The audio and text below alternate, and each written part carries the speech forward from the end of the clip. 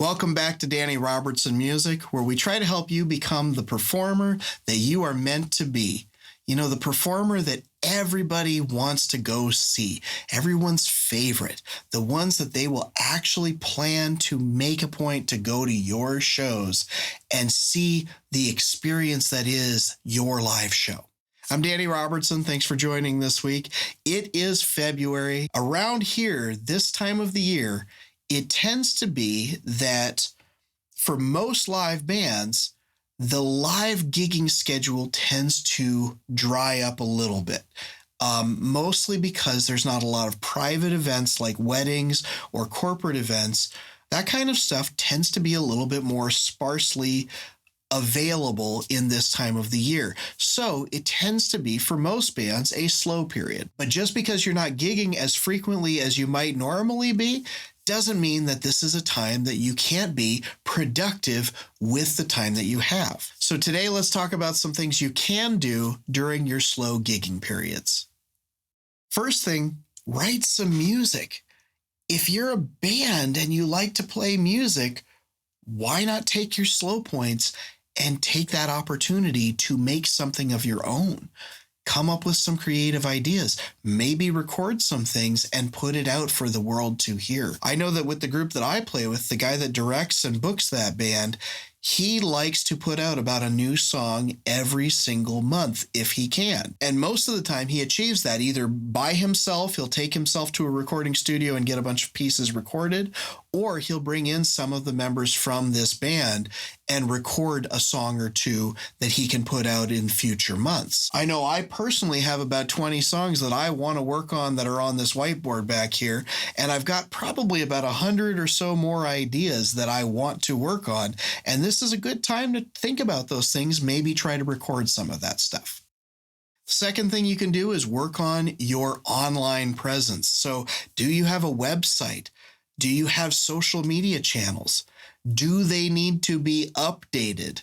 Do you have recent photos, recent videos, recent audio recordings like we were just talking about? That kind of stuff helps show potential buyers, potential people that want to book you for a live show, what you're capable of. So you want to put your best foot forward there. So times like February, slow periods like this is a good time to try to update all of that stuff.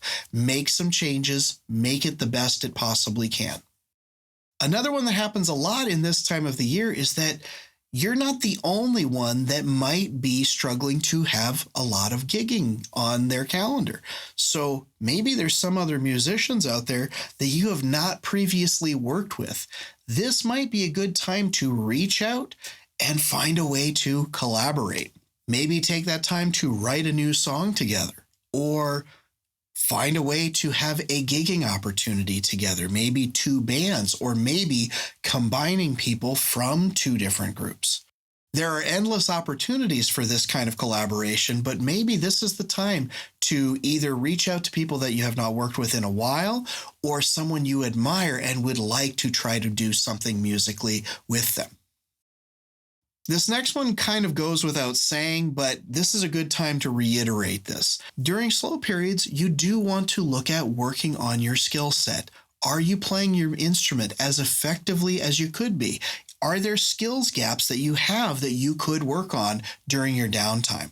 This includes both your ability to play your instrument or sing your instrument, but it also includes your ability to perform in front of others. Have you worked on things like public speaking or finding ways to engage an audience? Preparing what you want to do in your live shows. When you have downtime, it's a great time to reflect on that kind of thing, whether it's self-improvement or group improvement. You can work on those and make yourselves better, both as musicians and as performers. The next one is similar to how we talked about collaborating, but it's more about building out your community, building out your network. Go make some friends in places where you haven't typically worked before. Maybe this includes things like venues or different industry contexts that you could get involved with. Maybe a conference, something like that.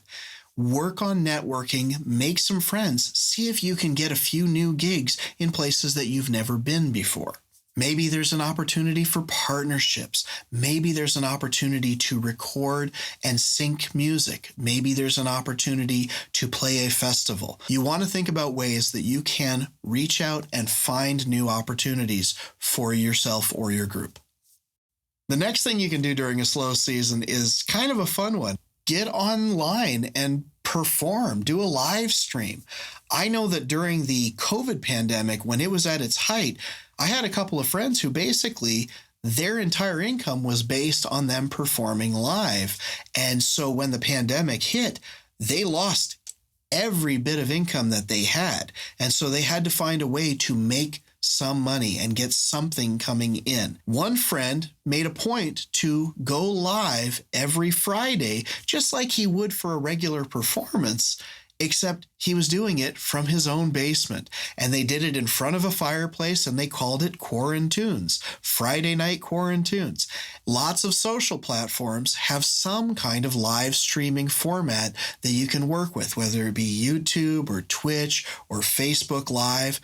Those all can work with you to perform live in an online setting. And maybe you can find a way to make some income off of it. The next one kind of goes hand in hand with your website and your social platforms, but have you thought about working on your merchandising or your brand? Because you are putting out a professional product that you want to make an income from. So you want to put your best foot forward with that. That might include things like having merchandise available at your gigs. In this downtime, it does make sense to explore your marketing, your merchandising, and your branding. Can you sell something? Are you putting your best foot forward? And what opportunities do you have to make that better? The next one's an obvious one, but honestly, I can tell you that I don't take it as seriously as I should.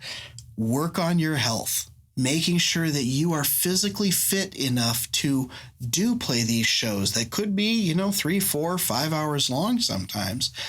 And what is the best way to help you get to that point? Are you eating healthy? Are you working out? I know that I don't do that as much as I should, and that's something that I'm working on right now. A lot of the time, performing live requires a lot of stamina. I'm almost in my mid-40s right now, and still performing a high-energy show becomes more taxing on my body, so I have to get myself more physically prepared for it. And speaking of health, is your mental health in the right place? Do you need to talk to somebody? Do you need more social time? Do you need to have purpose in your life? Both your physical health and your mental health are very important things. So see what you can do to try to improve on that. The next one is a lot like working on your show. You're probably thinking about this one already during your downtime, but how do you go about making more money? Is your financial picture in good shape for your live performances?